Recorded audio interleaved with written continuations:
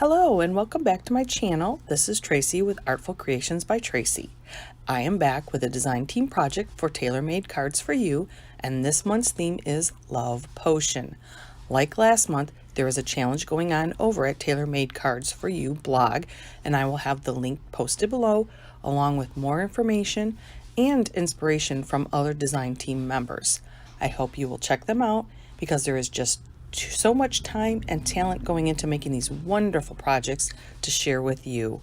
Now, let's get into my project. I have printed out the entire sheet for Love Potions, which will be linked below. They are numbered 1 through 24. Today we will be using 4. I am also using the digital kit pieces from Ma Cherie set, then Literature Love, Valentine endearments that I changed to black and white, and they do come in red. And then lastly, the Valentine ephemera set. As you can see, if you don't have Valentine related stamps, you really don't need them simply by using digital kits. I will also be using the Tim Holtz Distress Ink in Vintage Photo and the Distress Oxide in Ground Espresso. And there they are. Also, Pearlescent cardstock in Blushing Pink and Crimson, which are from Tonic Studio, and Craft by Cardstock Warehouse. And lastly, my distressing tool. Now, let's get into card making. The Pearlescent cardstock is 8.5 by 11, and I cut those in half, and then I cut out the centers of them, since they will be behind my main card focus. I will then use the distress tool to rough up those edges. And if you've ever seen my other videos using Monica's digital kits, you will know that this is one of my favorite techniques. I really love the distress, weathered, and vintage look.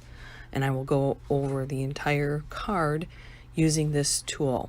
I have already done that on the main focus of my card. Next, I will use the ink to ink those edges. I'm using the Rabbit Hole Designs blending brushes. I think they're called Cottontails. And I believe I mentioned earlier that I was using Vintage Photo, but it's actually Walnut Stain.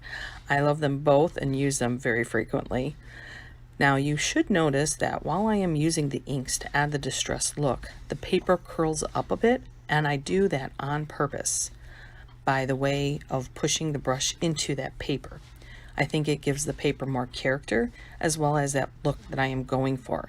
And I do try to do that on all my cards.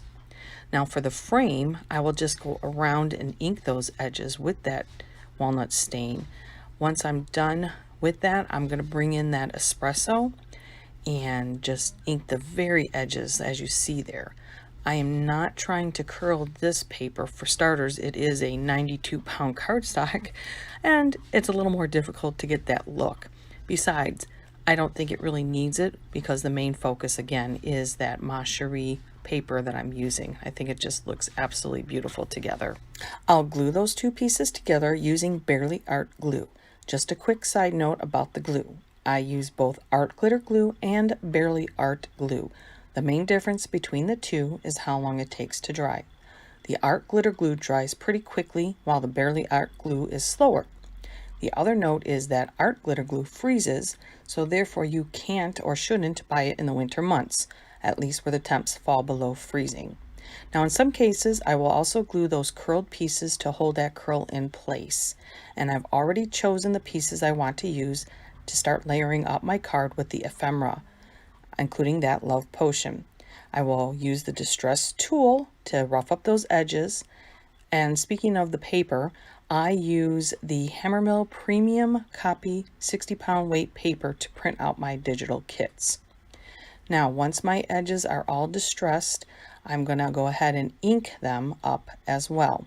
And I will do a little dry run for assembling before I actually tack them down. Now it's time for assembling. Like I mentioned, I do like to do a dry run, laying out the look of my card before I actually tack it down. I not only love a lot of layers on my cards, but also dimension. And I will use foam tape and foam squares to add that element of dimension to my cards. By using different types of foam, That will also give you different levels of dimension. And even though I may have done a dry run on my layout, I sometimes like to change it up a little bit. Once my card front is complete, I'm going to go ahead and glue that down to my card base. Now the card base that I use is called Nina Solar White Crest 80-pound cardstock. And I make sure that I line this up as straight as I can. And there will be those white edges exposed, which is great, but I'm going to go ahead and ink those up as well. Just add a little bit more to it. Now the last thing I'm going to do for my card is add some more dimension. Did I mention I like dimension? Dimension. Okay. Demented. Maybe I might be a little demented. Okay. Anyhow, the buttons and gears that I have, I got for Christmas from my son, and I really absolutely love them. I think they just added a really nice finishing element to all these cards. I did use them on every one of them. And I'm going to show you one more little tip by showing you how I cut out the middle of the cards. And then I will have all the other cards assembled offline, and I will show you how they all turned out.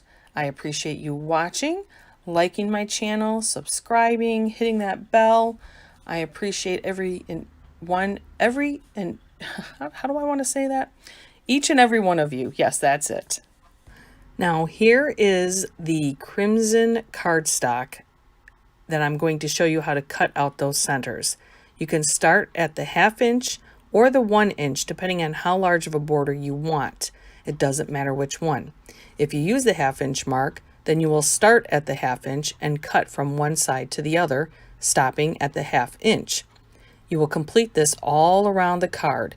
Same with the 1 inch. You'll just start at the 1 inch, cut, and stopping at the 1 inch, etc. I hope that I clearly communicated this. It does seem a bit confusing, but it really isn't. You can see the cuts on the cardstock, and if they don't quite match up, then you can just use your scissors to snip it off. Now you have a frame and another piece of cardstock to use for another project. And this trick has been around for a very long time. Now here are my finished cards. Let me know what you think. 2 of them I did adhere to the 100-pound craft paper, and I decided to use Tattered Rose Oxide to ink those edges. Lastly, I decided I needed a little more element and brought in my Sizzix Thinlits. I used those middle pieces that I had left over to cut out a couple of leaves and butterflies. So let me know what you think. Thanks for watching. Have a blessed day.